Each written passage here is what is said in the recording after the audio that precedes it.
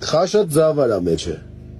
Ուրիշ ոչ մի բան, հա։ Սիրելի ընկերներ, միջև թեմային անցնել առաջարկում անպայման վերջում կիսվել այս տեսանյութով, որպեսզի Պաշտպանության նախարարի պաշտոնը զբաղեցնող Սուրեն Պապիկյանը եւ իր աշխատակազմը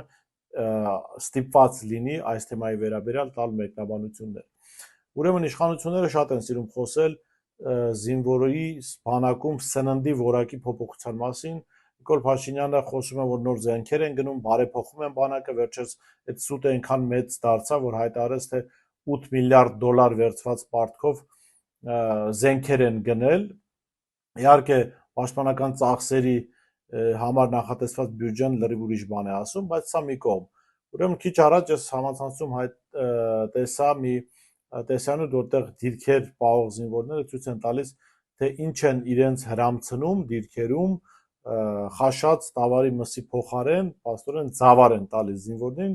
Խնդրեմ դուք ձեր աչքերով տեսեք, թե ինչ են ասում մեր զինվորականները։ Պաշտպանության նախարարության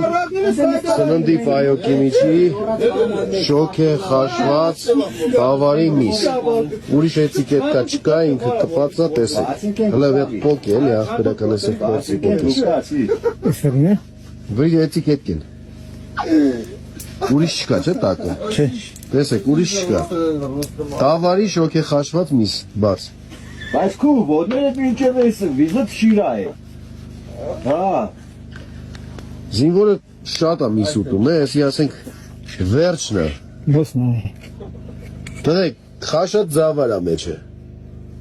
Ուրիշ ոչ մի բան, հա։ Կփուչենենք։ Այսպես բանակի զինվորի սննդի բարեփոխման մասին անդադ թմկարող Նիկոլ Փաշինյանի իշխանության օրոք փաստորեն զինվորներին չգիտեմ ինչ պատճառով խաշած մսի փոխարեն հասնում է խաշած զավար։ Խնդրեմ իշխանություններին առիթ մեկնաբանելու, բացատրելու, թե սա ինչ տեսանյութ է,